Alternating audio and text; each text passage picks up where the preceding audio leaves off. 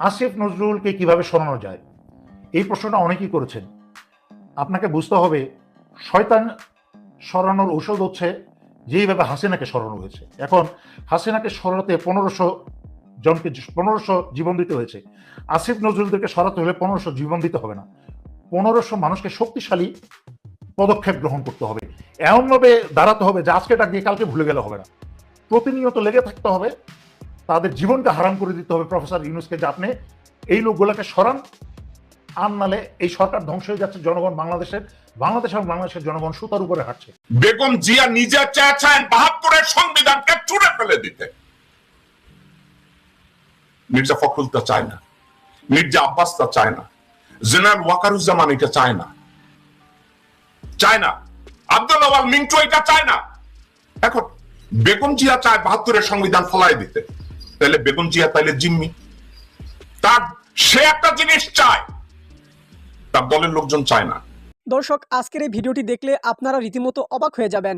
আপনারা জানেন ইতিমধ্যে আওয়ামী লীগ সরকারের পতন হয়েছে। এখন ক্ষমতায় আছেন অন্তর্বর্তী সরকার ডক্টর মোহাম্মদ ইউনূস। অন্তর্বর্তী সরকারের মাননীয় উপদেষ্টা ডক্টর মোহাম্মদ ইউনূস থাকাকালীন দেশে কি কি ঘটনা ঘটে যাচ্ছে তা আপনাদের প্রমাণ সহকারে দেখাবো। দর্শক, কথা আর বাড়াবো না, ভিডিওতে চলে যাব। তার আগে আপনাদের কাছে ছোট্ট একটি অনুরোধ, আপনি যদি আমাদের চ্যানেলে নতুন দর্শক হয়ে থাকেন তাহলে অবশ্যই চ্যানেলটি সাবস্ক্রাইব করে পাশে থাকা বেল আইকনটি বাজিয়ে দিতে ভুলবেন না। আমরা এটা সহ্য করতে পারছি না, কারণ আসিফ নজরুল যে ট্রায়ো একটা ইকুয়েশন, তিনজনের একটা ইকুয়েশন, যেটা হাসিনা পালানোর দিন থেকেই কার্যকরী হয়েছে, এই ট্রায়োর মাঝখানে চুপ্পু এবং আসিফ নজরুল হচ্ছে দুইজন, এবং তারা এই কয়েকটা লোককে সরলে কিন্তু আশা করা যায় আল্লাহর রহমতে প্রফেসর ইউনূস এই 85 বছর বয়সে পূর্ণ উদ্যমে 100% সংস্কার প্রয়োগ করে উনি প্রয়োজনে ইনশাল্লাহ আল্লাহর রহমতে 2 থেকে 3 বছরের মাঝখানে নির্বাচন দিতে পারবেন, এবং ওনার পক্ষে বাংলাদেশের সকল সংস্কার বাস্তবায়ন করা সম্ভব হবে।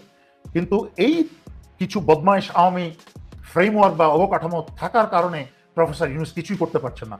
এবং প্রফেসর, দুঃখজনক হলেও সত্যি, প্রফেসর ইউনূস সরকারের মাঝখানে এমন কিছু যন্ত্র বসানো হয়েছে যেই যন্ত্রগুলো কোনো কাজই করছে না। আমি প্রাক্তন খরগোশ এবং কাছিমের গল্পে যাব না, আমি বাস্তব বর্তমানের কথাই বলি। প্রফেসর ইউনূস আল্লাহর রহমতে যেটাকে উদ্দেশ্য করেন, উনি যেটা একটা সত্যিকারের শক্তিশালী ব্যক্তি যেভাবে কাজ করার নিয়ম সেইভাবে উনি করেন। প্রথমে উনি নিজে শক্তিশালী, আত্মবিশ্বাস রাখেন। দ্বিতীয়ত নিজে একটা পরিকল্পনা করেন।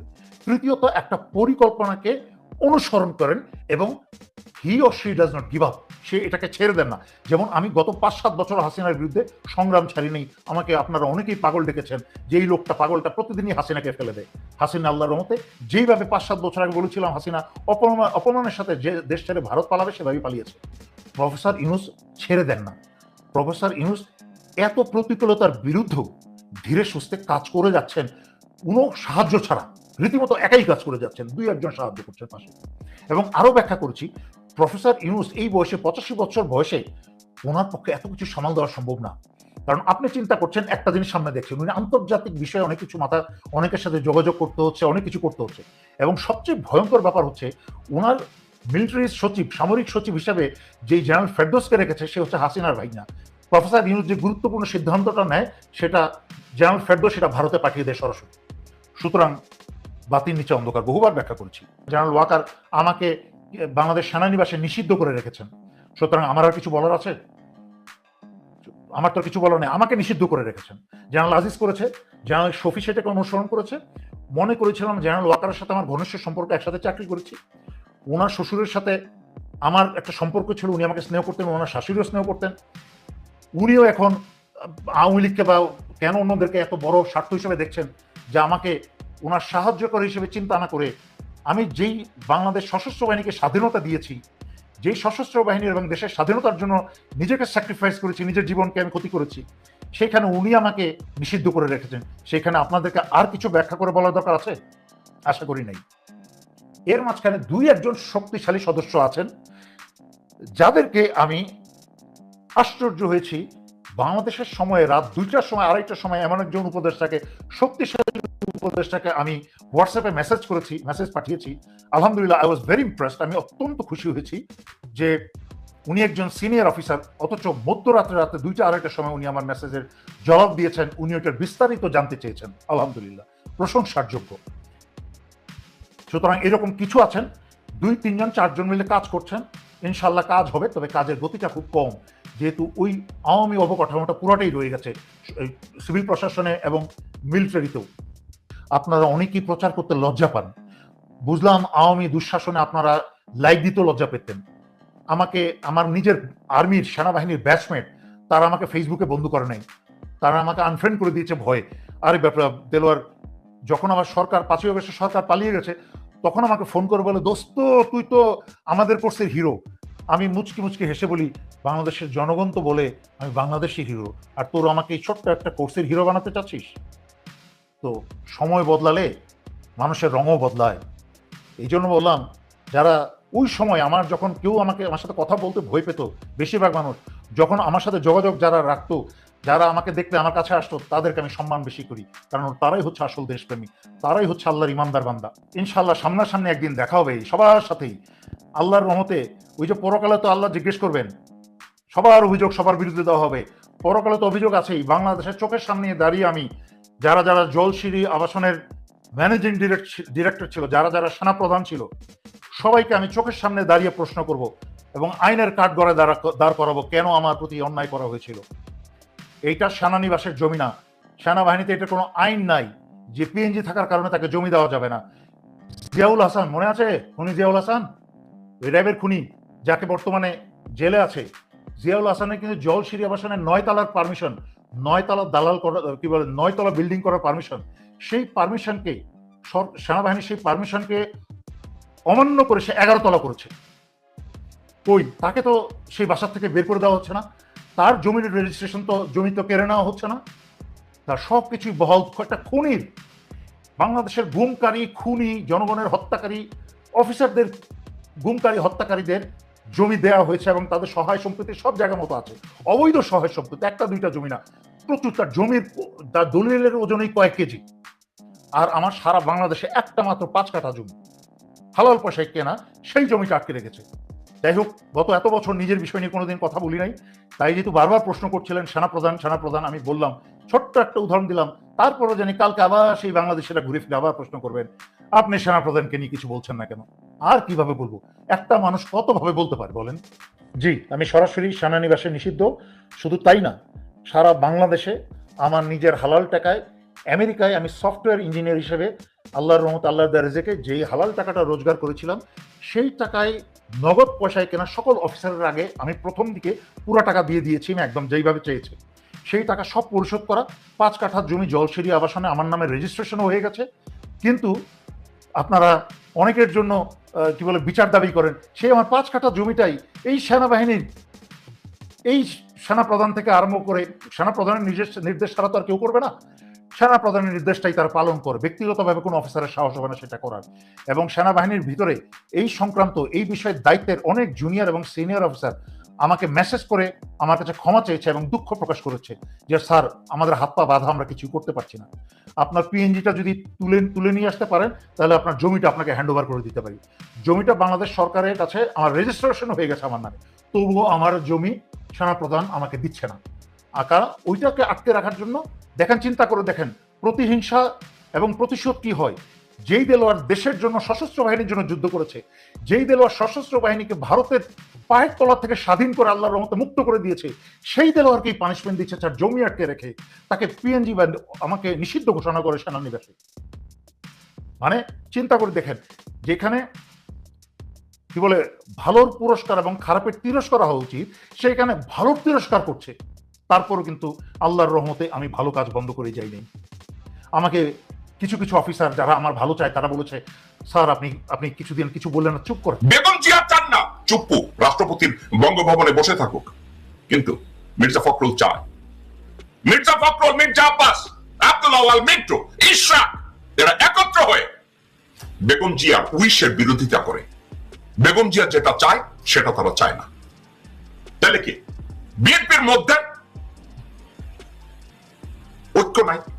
বিএনপির নেতৃত্ব এফেক্টিভ নাই? বিএনপির নেতৃত্ব এককভাবে সিদ্ধান্ত নিতে ব্যর্থ হচ্ছে? তাহলে বিএনপিকে নিয়ন্ত্রণ করছে কারা? কারা বিএনপিকে নিয়ন্ত্রণ করছে? শুনুন, কারা বিএনপিকে নিয়ন্ত্রণ করছে শুনুন।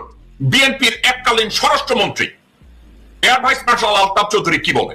বিএনপির কিছু লোক আছে যারা নোন আননোন না, নূতন না, পুরানা, নন রয়ের এজেন্ট, নন রয়ের এজেন্ট। তারা এই দেশে যদি 100 টাকা কামাই করে 90 টাকা তারা ইন্ডিয়াতে পাঠায়।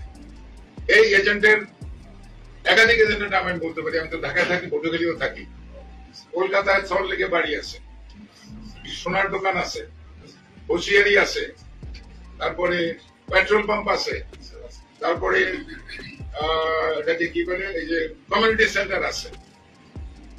বাসায় গেলে পরে আপনি বাংলাদেশি পাসপোর্ট পাবেন, আপনি ইন্ডিয়ান পাসপোর্ট পাবেন, আপনি কানাডিয়ান পাসপোর্ট পাবেন। তো প্রমাণের থেকে অসুবিধা আছে নাকি? এগুলো তো হচ্ছে। সাউথ এশিয়ার এই 7টা দেশ ধরেন, ইন্ডিয়া, পাকিস্তান, শ্রীলঙ্কা, মালদ্বীপ, বাংলাদেশ, নেপাল, ভুটান, এই দেশগুলো সাউথ এশিয়া। এই সাউথ এশিয়ার প্রত্যেকটা দেশে র এত বেশি কাজ করেছে যে পাকিস্তানের সঙ্গে কি সম্পর্ক আপনারা জানেন, মালদ্বীপের সঙ্গে এখন কি সম্পর্ক ইন্ডিয়ার আপনারা জানেন, শ্রীলঙ্কার সঙ্গে কি সম্পর্ক ইন্ডিয়ার আপনারা জানেন, এমনকি ছোট ভুটান এবং নেপালের সঙ্গে ইন্ডিয়ার সম্পর্ক শেষ হয়ে গেছে। একমাত্র সম্পর্ক ছিল বাংলাদেশের জন্য, বাংলাদেশের সঙ্গে, কিন্তু বাংলাদেশের জনগণের সঙ্গে সম্পর্ক ছিল না। শেখ হাসিনার সঙ্গে সম্পর্ক ছিল এবং আওয়ামী লীগের কিছু লোকের সঙ্গে সম্পর্ক ছিল। এটা একটা ইতিহাস। একটা সরকারের পতনের সঙ্গে সঙ্গে 300 এমপি গায়েব হয়ে যাওয়া, পুরো ক্যাবিনেট গায়েব হয়ে যাওয়া, ধর্মীয় নেতা ক্ষতি পর্যন্ত পালিয়ে যাওয়া, তাহলে কি ধরনের সরকার ছিল? এটা কি আমাকে এক্সপ্লেইন করতে হবে? আপনারা এই 16 বছর এই দেশে ছিলেন না, বা আমার কথায় আপনারা বুঝতে পারতেছেন না? তো এখন বিএনপির কিছু লোক আছে যারা নোন আননোন না, নূতন না, পুরানা, নন রয়ের এজেন্ট। সাবেক স্বরাষ্ট্রমন্ত্রী বিএনপির, বিমান বাহিনীর প্রধান air vice marshal Altaf Chowdhury, সে গাঁজাখুরি কথা বলছে নাকি আমার কথাটাকে সে সাপোর্ট করছে, বুঝাচ্ছে যে বিএনপি এই মুহূর্তে কাদের দ্বারা তৈরি? আমি যদি ঠান্ডা মাথায় একটা কথা বলি দর্শকবৃন্দ, গত 16 বছর আওয়ামী লীগকে কে রান করেছে, মানে পরিচালনা কে করেছে? আওয়ামী লীগের পরিচালনাটা কার হাতে ছিল? আপনারা দর্শকবৃন্দ এবং প্রিয় দেশবাসী, আপনারা সবাই বলেছেন হাসিনা কত ব্রেইনি, আওয়ামী লীগকে কিভাবে চালাচ্ছে। আপনারা এটা বলছেন এক সময়, এবার আপনাদেরকে বলি, গত 16 বছরে আওয়ামী লীগ হাসিনা চালায় নাই, রেহানা চালায় নাই, ওবায়দুল কাদের চালায় নাই, এরা ছিল গোপাল ভাঁড়। তাহলে আওয়ামী লীগ চালাইছে কে? র একেবারে তৃণমূল পর্যায় থেকে হাসিনা পর্যন্ত কোন সিদ্ধান্ত হাসিনা নেয় নাই। আওয়ামী লীগ কারা চালাইছে? আওয়ামী লীগ চালাইছে ভারতীয় হাইকমিশন থেকে। ভারতীয় ডক্টরিনে আওয়ামী লীগকে পরিচালনা করা হয়েছে। ভারতীয় ডক্টরিনে ছাত্রলীগ, যুবলীগ, শ্রমিক লীগ, কুত্তা লীগ, বেশ্যা লীগ, হারামজাদা লীগ, ওলামা লীগ, এদেরকে পরিচালনা করা হয়েছে। কে পরিচালনা করছে? র। আপনারা সবাই বাহবা দিচ্ছেন, বাহ হাসিনা কত সুন্দর আওয়ামী লীগ চালাইতেছে। না ভাই, আওয়ামী লীগ হাসিনা চালায় না। তাইলে আমি কি এখন ধরে নেব আগস্টের 15 তারিখ 2024 থেকে এখন বিএনপি চালাচ্ছে র? আমি যদি এই কথাটা বলি আপনারা এটাকে কিভাবে নেবেন? বিএনপি বেগম জিয়াও চালাচ্ছে না, বিএনপি তারেক জিয়াও চালাচ্ছে না, বিএনপি চালাচ্ছে র। বাংলাদেশ জাতীয়তাবাদী দল বিকাম ভারতীয় জনতা পার্টি। ভারতীয় জনতা পার্টি এখন বিএনপি চালাচ্ছে। কিভাবে বিএনপি চালাচ্ছে? বিএনপির লোকজনরা ভারতের এগেনস্টে কোনো কথা বলে না, ভারতের এগেনস্টে বিএনপি কোনো কথা বলে না, কিন্তু এইটা বলে আমরা তো ভারতীয়।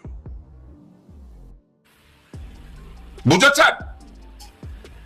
ভারতের এগেনস্টে কোনো কথা বলে না, ভারতের এগেনস্টে কোনো কথা বলে না, হাসিনার কোনো বিচার চায় না, গণহত্যায় ভারত জড়িত এটা নিয়ে কোনো কথা বলে না, বিডিআর পিলখানা ম্যাসাকারে ভারত জড়িত এটা নিয়ে তারা কোনো কথা বলে না। আজকে বিএনপির সিনিয়র নেতা আলতাফ চৌধুরী, সাবেক স্বরাষ্ট্রমন্ত্রী, সে বলে বিএনপি পরিচালনা করছে এখন র। মির্জা আব্বাস হানি ট্র্যাপ বা মানি ট্র্যাপে ভারতের সাথে জড়িত, ইলিয়াস আলীর হত্যাকাণ্ডের সাথে জড়িত মির্জা আব্বাস। ইলিয়াস আলীর হত্যাকাণ্ডের সাথে মির্জা আব্বাস সরাসরি জড়িত। মির্জা ফখরুল এবং তার পরিবার ভারত এবং বাংলাদেশের যৌথ নাগরিক। হাসিনার মতো এরা যৌথ নাগরিক। তাহলে বাংলাদেশের এরা রয়ের দ্বারা পরিচালিত বিএনপি বর্তমানে রাজনৈতিক দল। এখন তারেক জিয়া লন্ডনে বৈশা তার আম্মার সেবা যত্ন করতেছে, ভালো সুসন্তানের দায়িত্ব পালন করতেছে, কিন্তু তার পাশে বসায় যদি রাখে সানি, তার পাশে যদি বসায় রাখে হুমায়ুন, তার পাশে যদি বসায় রাখে কয়েস, তার পাশে যদি বসায় রাখে হুবড়ি কুবড়ি দামড়ি হারামজাদা ছাগল, তাহলে বিএনপির দায়িত্ব নেবে না তো কে নেবে? বিএনপির দায়িত্ব কে নেবে? বিএনপির দায়িত্ব পুরোপুরি এখন নিয়ে নিছে, ঠিক আছে? কমপ্লিটলি বিএনপির দায়িত্ব নিয়ে নিছে। এখন একটু কষ্টের কথা বলি, মির্জা ফখরুল যেমন বলেছে স্বৈরাচার পতনে তারা কোনো কাজ। দর্শক, সম্পূর্ণ ভিডিওটি দেখলেন, আশা করি বিষয়টি বুঝতে পেরেছেন। এই নিয়ে আপনার গুরুত্বপূর্ণ মন্তব্যটি অবশ্যই কমেন্ট বক্সে জানিয়ে দিবেন। ধন্যবাদ।